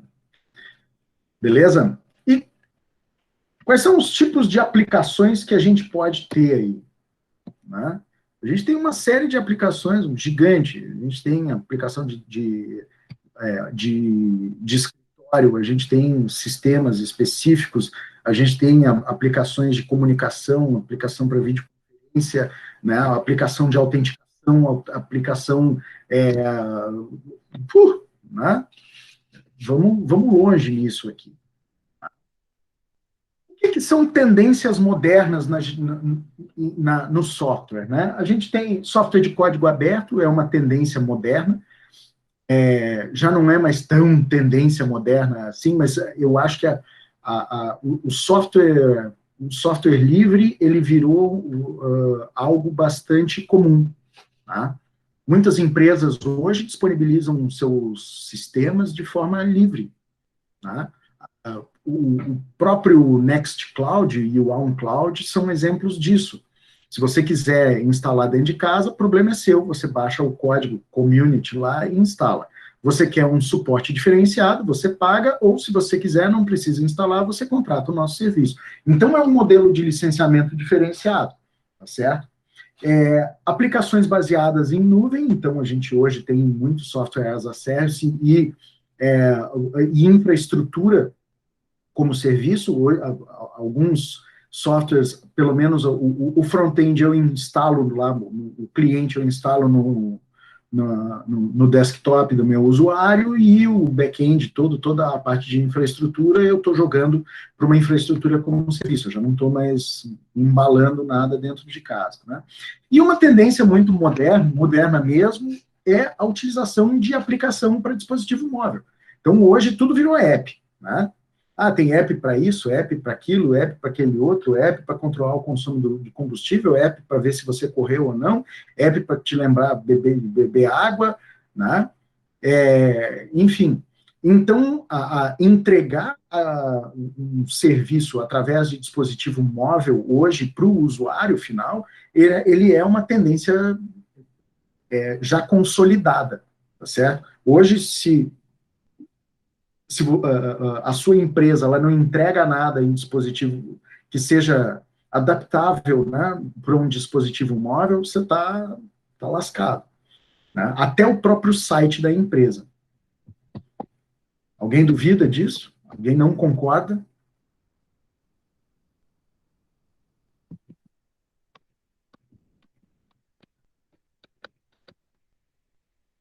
Qual parque, Marcos, que tu está dizendo aí? Sim, assim, o parque de máquinas lá da empresa. Eu tive a oportunidade de ver um equipamento, um notebook com tela de 14 polegadas, um i5, com 12 GB de RAM e 256 de SSD M2. Olha, o padrão de acabamento muito bom, né? Assim, não tem muito a ver com positivo, né? Pelo menos o positivo baratinho. E o desempenho da máquina também de tirar o chapéu. Olha, equipamentos assim de responsa. Né? Fiquei bem impressionado, positivamente, pela Positivo. Piada ruim, né? Piada ruim, todo mundo gosta. Beleza? Então, como é que a gente faz, então, para administrar recursos de hardware e software? Eu preciso administrar os recursos de tudo que a gente viu na última aula e na aula de hoje. Escolha e uso de recursos de hardware e software causam profundo impacto no gerenciamento da TI. Eu tenho que ter muito cuidado com o que eu vou escolher, tá? Tanto na minha parte de infraestrutura, como também na minha parte de aplicação. Então, por isso que a gerência de TI ela é uma arte. Porque se eu der um passo errado num negócio desse, o que a gente estava falando ali dos tipos de licenciamento, né? Eu posso ter uma dor de cabeça eterna. Tá? Então, se eu comprar um determinado software sem ter certeza de como é que é a entrega dele, né? Tanto a parte de licenciamento como de suporte, né? Se eu não fizer o cálculo direitinho do meu custo total de propriedade, do TCO, eu posso ter uma bomba na mão. Tá? E aí o meu emprego e o meu pescoço podem ficar em jogo por causa de uma decisão errada. Então, eu preciso alertar vocês. Quais são os aspectos mais importantes? Primeiro, né, determinar o custo total de propriedade, que era o que a gente estava falando, planejar a capacidade, escalabilidade, então eu tenho que ter certeza de que a minha infraestrutura ela estará adequada para receber aquilo que eu estou planejando comprar, né, e se eu precisar expandir a empresa, eu não vou ter um problema, tá? Então, ERP é um negócio bem cachorro, né? Eu compro um módulo e eu tenho que comprar o pacote de licença de usuário. Beleza, se ao invés de 8 funcionários eu passar para 30, tá? Qual é o impacto disso? Eu tenho que pensar aí nisso, porque daqui a pouco o custo fica proibitivo, tá? A minha infraestrutura ela vai estar adequada para suportar esses 30 funcionários usando a mesma aplicação o tempo todo, né? Eu tenho capacidade de... Quanto tempo a minha infraestrutura ela vai aguentar? Vamos lá, um sistema de comércio eletrônico ele vai me gerar 1 giga de transações por mês, tá? Então, no final de 12 meses, eu vou ter 12 GB. Beleza. E no final de 24 GB. No final de 80 meses, eu tenho 80 GB. Eu tenho, primeiro, espaço de armazenamento em disco para crescer uma política de backup, né, que me permita armazenar tudo isso de maneira íntegra, né? A minha infraestrutura de processamento, ela suporta processar arquivos de dados desse volume todo, porque a gente sabe que quanto maior o banco, maior a quantidade de registros que eu preciso percorrer, né, que eu preciso tratar simultaneamente, e mais processamento eu preciso. Então, eu preciso dimensionar isso bem para que a minha estrutura ela seja adequada. E uma coisa que a gente precisa conversar sempre é a parte de outsourcing, ou seja, de contratação de serviço. O que eu vou fazer em casa e o que eu vou pagar para alguém fazer? Seja no suporte, né, seja até no provimento da infraestrutura. A partir do momento que eu estou contratando um serviço de infraestrutura em nuvem, o que eu estou fazendo? Eu estou terceirizando a minha infra. Tá? Eu estou contratando um serviço de infra para quê? Para que eu não tenha o custo de manter o equipamento, ter um contrato de manutenção para o equipamento, né? Gastar energia com o equipamento e ter um caboclinho que, se der algum problema no equipamento, ele vai ter que mexer. Então, eu terceirizo tudo isso. Beleza? E, às vezes, eu também posso passar pela parte de terceirização até de propriedade de equipamento. Quantas empresas vocês conhecem que tudo todos os equipamentos, eles são locados? Vocês têm uma empresa gigante aqui no Brasil chamada Microcity, é uma empresa lá de Nova Lima, do lado de Belo Horizonte, lá. Eu já estive lá. Ela é uma empresa especializada em locação. Por quê? Porque quando a gente fala de custo, quando a gente começa a calcular o custo total de propriedade, eu tenho aquilo que a gente chama de custo de... primeiro, a depreciação, e eu tenho o meu CAPEX, o meu custo de tirar o dinheiro do bolso, tá certo? Algumas empresas, elas têm por estratégia, ao invés de imobilizar patrimônio, pegar dinheiro e transformar em coisa, eles optam, então, por contratar o serviço. Eles pegam o dinheiro e pagam por um serviço. Com a vantagem de que eles não precisam dar suporte para aquele equipamento, ao término do contrato, ou pelo menos de um ciclo de contrato, digamos que de 3 anos, os equipamentos todos serão substituídos e eu não vou precisar tirar isso do bolso, tá? Eu estou passando para um terceiro para ele fazer isso, a única coisa que eu vou fazer é pagar ele. Tá? É mais caro? Depende para quem que é mais caro. Tá? Porque a partir do momento que o cara está me entregando o equipamento e o serviço, e ainda a promessa de modernização, né? E ainda eu estou terceirizando o risco, porque se der problema na máquina, ele vai me colocar uma máquina nova. Eu não vou ter um funcionário parado por mais de um dia, né? Às vezes por mais do que algumas horas, se eu tiver um problema na máquina do camarada. Então, são coisas que vocês precisam botar na ponta do lápis e definir uma estratégia. Vou comprar? Beleza, tudo bem, mas quais são as vantagens e quais são as desvantagens? Ah, eu vou locar? Quais são as vantagens, quais são as desvantagens? E isso também acontece com software, né? Eu vou comprar a licença, né? Ou vou contratar isso como serviço. Beleza?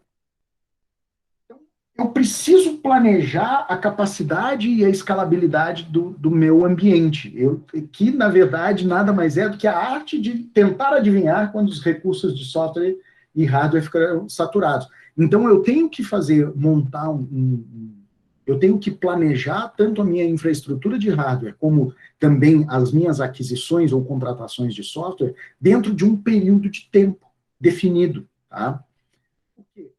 A gente sabe que depois daquele período de tempo, eu vou precisar redefinir tudo, beleza? Então, eu tenho que pensar sempre no número máximo de usuários que o sistema vai poder atender simultaneamente, que era o que a gente estava falando, qual é o impacto causado pelas aplicações no uso dos meus recursos de infra. Eu preciso fazer uma constante medição de desempenho, primeiro, para estabelecer um tempo mínimo de resposta para as aplicações, na verdade, um tempo máximo, né? A minha aplicação ela não pode levar 10 minutos para carregar, né? Agora, se ela levar 30 segundos, também, ok, ela está dentro do que é aceitável. Né? E também qual é o percentual de uso dos recursos existentes, seja de armazenamento, seja de memória compartilhada, seja de processamento. Então, o planejamento ele é necessário para que a empresa tenha recursos suficientes para garantir a boa operação de seus negócios sem interrupções ou más experiências. Eu tenho que planejar aquilo que eu vou fazer, eu tenho que saber quanto custa, eu preciso ter o dinheiro separado para fazer esses investimentos. Então, uma das coisas mais burras que se faz é não fazer um caixa pensando na modernização. Às vezes o cara gasta o que tem e o que não tem, né, em um determinado ponto, e aí daqui a 3 anos ele não tem perna para investir para modernizar. Então, ele tem que conseguir acertar o fluxo de caixa para isso. Beleza? E a gente sempre tem que pensar em escalabilidade. Eu tenho que pensar sempre em comprar ou contratar coisas que me permitam redimensionar a minha infraestrutura sem interrupção, ou com uma interrupção mínima. Beleza? Bom, a gente falou de TCO, né? Que eu tenho uma série de elementos que fazem parte, né, do total de propriedade, e aí eu não estou falando do software nem do hardware, mas eu estou falando da infraestrutura, que é o que vai nos dizer se compensa eu contratar um serviço em cloud ou não, tá?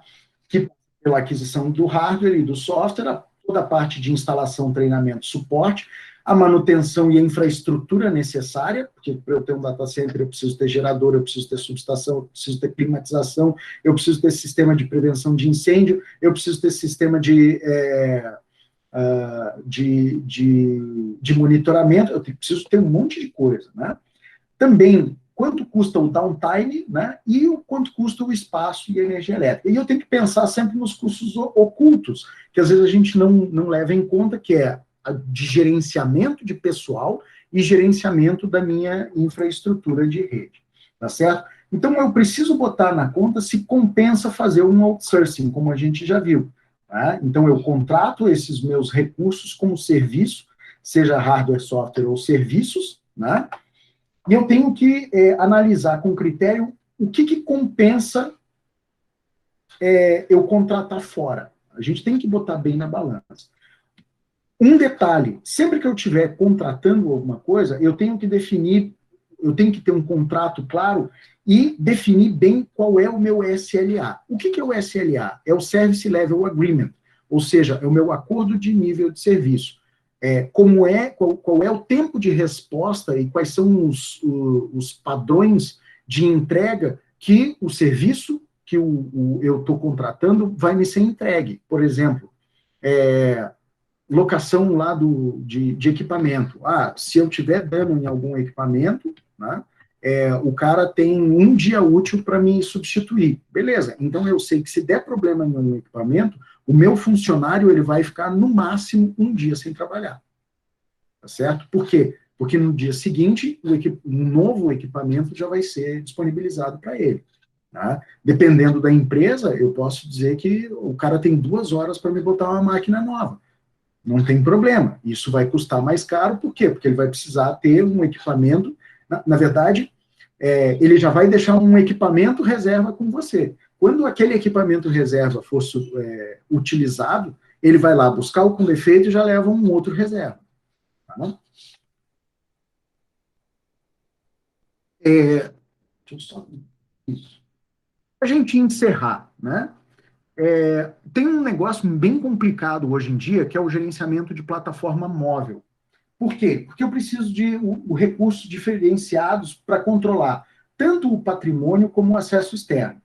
Virou um inferno vocês gerenciarem, por exemplo, os equipamentos que vão para o pessoal que faz pedido na rua. Tá? Vocês imaginam que o cara que trabalha numa Ambev da vida, aí, na parte de vendas, como é que ele faz os pedidos hoje?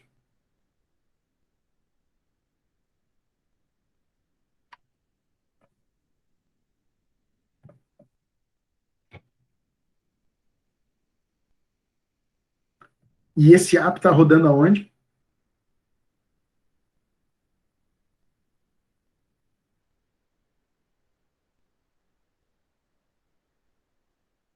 Ou num tablet, fornecido pela empresa. Beleza. Como é que o gerente de TI controla esse material? Primeiro, se esse celular não está sendo utilizado de forma em desacordo com as políticas da empresa, né? Se o cara não está acessando o Xvideos lá no horário do almoço, né? Se ele não está instalando qualquer aplicação, e outra, e se ele perde, ou se ele extravia, se ele danifica esse material? Né? Então, para o gestor de TI, virou um inferno. Tá? Então, eu tenho que ter, primeiro, um plano de... Eu tenho que ter uma gestão bem... Eu tenho que estabelecer uma política para a gestão do patrimônio e para acesso externo ao ambiente de trabalho desses equipamentos. Tá? Eu tenho que ter um plano de contingência do equipamento em caso de sinistro. Se esse cara foi perdido, eu tenho como bloquear esse equipamento de longe, eu tenho como apagar os dados da empresa, tá? Eu tenho como impedir o acesso desse equipamento à infraestrutura da empresa, né? Acesso a uma VPN, alguma coisa. Então, eu preciso gerenciar isso. E eu tenho também que pensar que eu preciso controlar o inventário de forma remota. Então, de repente, a utilização de um software de controle de inventário remoto, ou de controle remoto, ele já ajuda bastante no gerenciamento. Beleza? Então, galera, o que a gente precisava ver dessa parte inicial, né, de caracterização da infraestrutura da gestão, que é gerenciada por um gestor de TI, pelo menos a parte de hardware e software, a gente viu aqui e levantamos algumas coisas. Tá? A gente vai ver mais adiante agora a parte de serviços e outras nuances. Mas hardware e software são dois itens que eles dão muita dor de cabeça no gerenciamento. Tá? Deixei uma atividade para vocês aí, tá? É uma leitura e a resposta do questionário. Vai ser que foi disponibilizada para hoje, para entregar amanhã. Lá no aula. Deixa eu ver, tá certo? 17/3/2021. Positivo. E com isso, eu encerro a nossa aula por aqui. Dúvidas, choros, lamentações, como é que ficou para vocês? Valeu, não valeu? Quem ainda está vivo aí?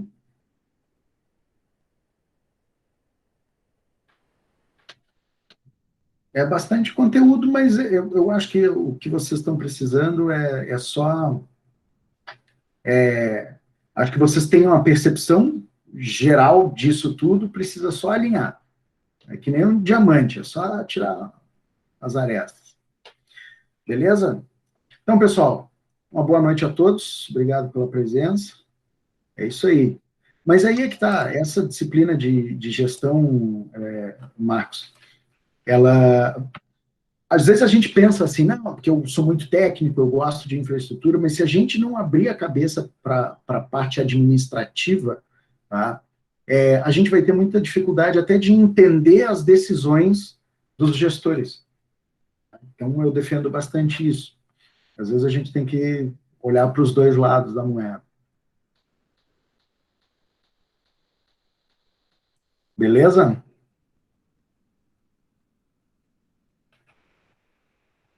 Então, pessoal, uma boa noite para vocês, bom descanso e boa atividade aí. Um abraço. Até mais. Falou.